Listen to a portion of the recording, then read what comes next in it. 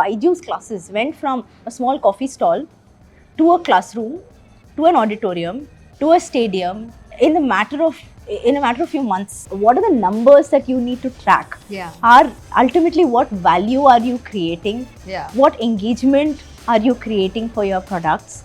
And what outcomes are you delivering? Values and value creation, that is what stays forever. Your company is worth $22 billion. How much is that in Indian rupees? That would be A lot of money, 1 lakh, basically. 1 lakh, around 1,76,000 crores. I don't even know how many zeros will that have. Doesn't even matter. What started at a coffee stall in Bengaluru today is a company worth $22 billion. Today, I am in Bengaluru to meet someone who's had a very humble middle class upbringing, started off her journey as a teacher, but today runs and owns one of the world's largest tech-led companies, rated as the top 5 private internet companies in India. I am meeting Divya Gokulnath, who's not just an entrepreneur, but also a mom, wife, and an educator, donning multiple hats throughout the day while taking BYJU'S, an education-led platform, to greater heights.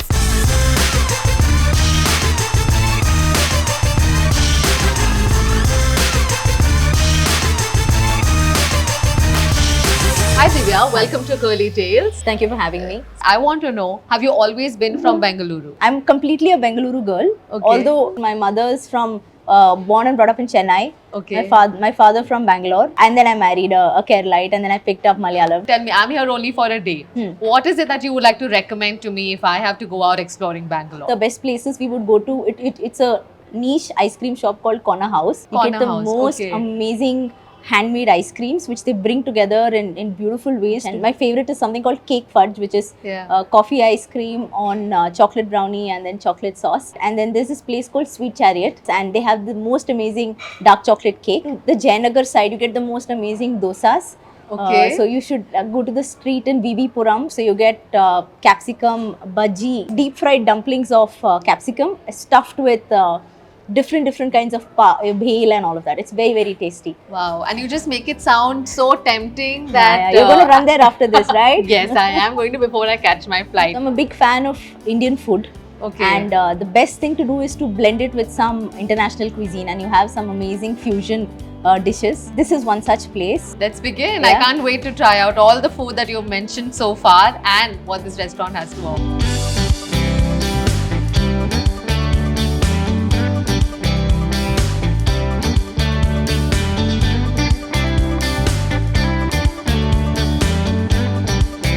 How did your journey to becoming a teacher begin? Because your dad's a doctor. Mom, I believe, was working in a broadcasting firm, right? More into media. Yes.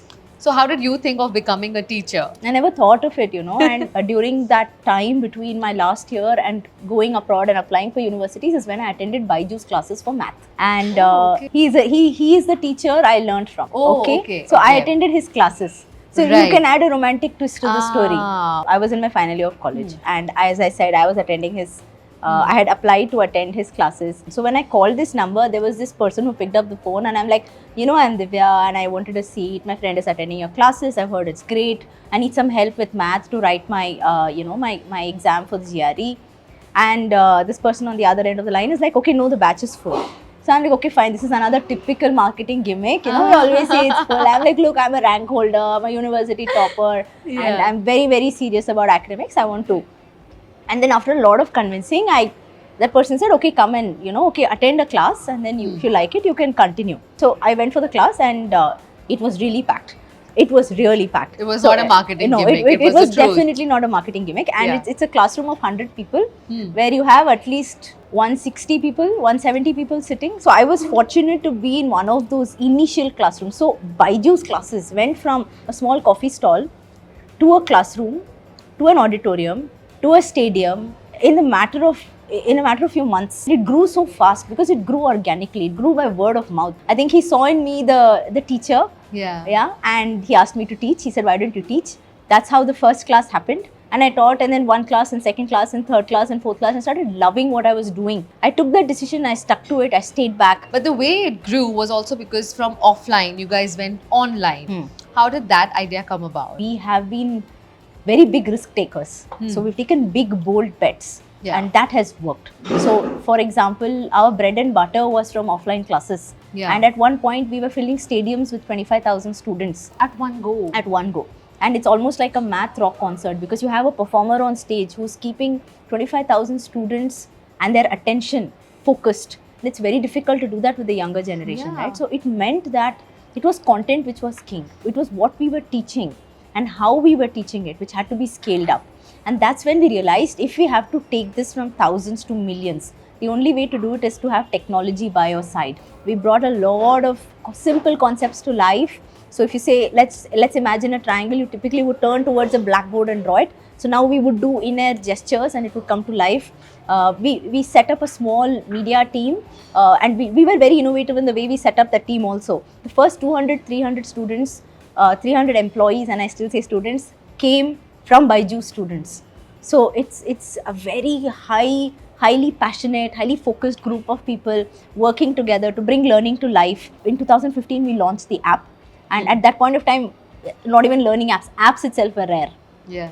And we saw huge traction. Students were downloading it all over the country, consuming the content. We made the app more and more personalized. But for a teacher to actually think about a business aspect, these are two different spaces, I feel. So where does your expertise lie? We are teachers by choice, but I think entrepreneurs completely by chance. Yeah. See, business will come. Yeah. What are the numbers that you need to track? Yeah.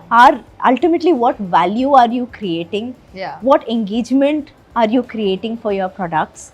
And what outcomes are you delivering? Those are the numbers you need to keep close to your heart. So revenues will happen, valuations will come and go. But values and value creation, that is what stays forever. Let's just do a flashback. And I want to know, when you guys started the journey, how many employees did you have? Yeah. What was your first paycheck? Yeah. To now, your company is worth $22 billion. How much is that in Indian rupees? That would be A lot of money, 1 basically. lakh, 1 lakh. Never been important to me, so I've never calculated, but I'll do it for you. Okay. Conversion of that is around 1,76,000 crores. I don't even know how many zeros will that have. Doesn't even matter. Just want to do a quick comparison on what was the initial investment? How much money did you all start with to where it is today? The number of employees that you had back then to where it is today? Initial investment was very, very little. So I will go back to the time when BYJU'S started BYJU'S classes. And if you look at it, the only investment would be the rent of the classrooms and nothing else. And it's a very pertinent point about the number of employees, right? And it's not even employees. We had a very strong founding team, 6 of us, including BYJU and myself, 4 others, all his students. And what's different and special is that all of us were bound by this common thread of education is important. Education can make a change. Yeah. And if taught the right way, we can create learners for life. And that group of 6 people have held steadfast to their mission till today. All of us are here. So it's from 6 employees today, if I can call all of us employees, 6 of us, to 50,000 people today. Wow. But I still say, and I really mean it when I say, that there is so much to be done in education. So far, we've touched 5.5 million children from the remotest parts of the country. For me today, and I'll be very frank, break even is when I have one child learning with me for free for every student who is paying for BYJU'S. Why did you think of bringing Messi as your brand ambassador? Partnership aligns on multiple fronts, right? And it's not a typical partnership, it's a social impact partnership. Yeah. And the values he believes in is very similar to the values that BYJU and I believe in. And the importance that we give to sport, the importance we give to education, the belief we have in both. Yeah. And the role it plays in shaping the future of the youth. It's so similar. He's a very humble person. And more importantly, if you think about it, Messi has the option to partner with so many companies. Right. But he believed in what we are doing, and he felt that what we are doing today is shaping the future of the country, of the world. And so this partnership is something that I'm really excited about. Wow, you sound very, very passionate about your work, and you just exude so much passion for this. I want to know, being a mom of 2 kids, how do you manage a work-life balance? Or is there a work-life balance? I was thinking you're going to be the only one who doesn't ask me that question. That's true. I mean, I have my share of challenges, but I want to know about you. It would be wrong if I say that it's easy, right? And it would not be right to say that it's easy. I mean, there are times when it's very challenging. Yeah. And you need to, so it's all about prioritization. Yeah. It's been possible only because of my support system. Yeah. I have a hugely supporting family. You do think every day that, okay, am I giving my best at home? Am I giving my best at work? I've come to realize that it's better not to overthink either. Yeah. The more time you spend thinking, the more time you spend worrying, which is anyway not going to solve it. So Yeah. the best thing is look, plan ahead. I used to make yearly goals. After my children were born, I started making daily goals and weekly goals. Would you agree if I say that women are better managers and better at multitasking? So management and leadership Yeah. is more associated with traits than it is with gender. Okay. So I feel that great leaders have a certain sense of quality, and in fact it's very highly stereotyped, right? If you look Right. at what do you determine success at work as, Yeah. everything opposite to what you expect a woman to be. Caring, humble, introverted, right? Compassionate, empathetic, and you want your leader to be exactly the opposite, right? Yeah. So I think it's high time that we stop stereotyping leadership based on gender. There is room to be compassionate, yet be someone who is strong and can take a decision, especially in today's world and after the pandemic, which called for compassion more than ever before. I think one thing that women don't prioritize enough is their own health. I want to know, do you take care of your health? Especially after the second one was born, I do, and it's very important that we do. Yeah. So even if there are 10 things that a list of 10 of the most important things that you have to do, please put yourself as number 10 at least. Put yourself as number 10, because you can do whatever you set your heart to, mind to.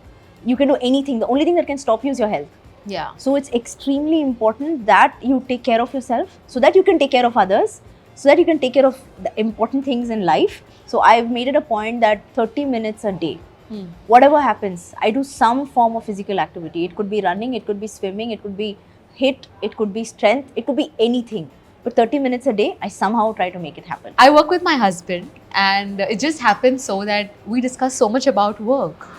You are working with your husband too. So how is it between you and Byju? Do you guys discuss a lot of work? I was joking with him even last week, saying that we are more co-founders than husband and wife because we actually discuss work all the time, right? Like, so we do. I mean, and it's going to be a lie if I say that, look, we're going to go for a dinner and say that we are not going to discuss work today. The fact is, even couples who work in different companies come and meet together and discuss work and what happens in their company. So it's normal, and I think that's because we don't set up agenda times to meet each other during work hours. Yeah.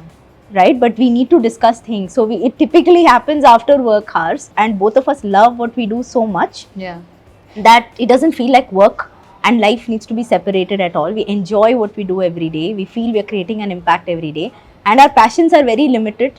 It's BYJU'S, and it's our kids, and it's traveling. And so whatever we do, we love doing together. We love working out together. We try to grab that early morning walk, even though we inevitably discuss work during that walk. And you know, only the HIIT session is when we can't really talk much because we're so much out of breath. Is there a woman entrepreneur that you take inspiration from? It's just that there are so few that literally all of them have inspired in some way or the other. It's a sad thing, but that's how it is. And growing up, right from Kiran Mazumdar-Shaw to Indra Nui, right, all of these people have shown us that, I mean, we can do what we set our minds and hearts to. Yeah. Internationally, I really admire Sarah Blakely. Yeah. And I like her for what she stands for and for being able to pull off success at home and at work. Do you think it's important for women to be financially independent? I think it's extremely important for women to be financially independent because, and especially those who are gifted with education, and I'll have to say that because the sad state of affairs is that if you are, for a girl, if you're given education, you're almost gifted with it, right? It doesn't happen to the level that it should happen today. We're still far away from that equality in terms of education.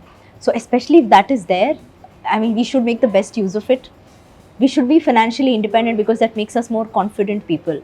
And confidence is the key to having the best of yourself coming out. So it's nice to have someone buy you something nice like a dress or take you out, but it's also nice to be able to do that for yourself. Yeah.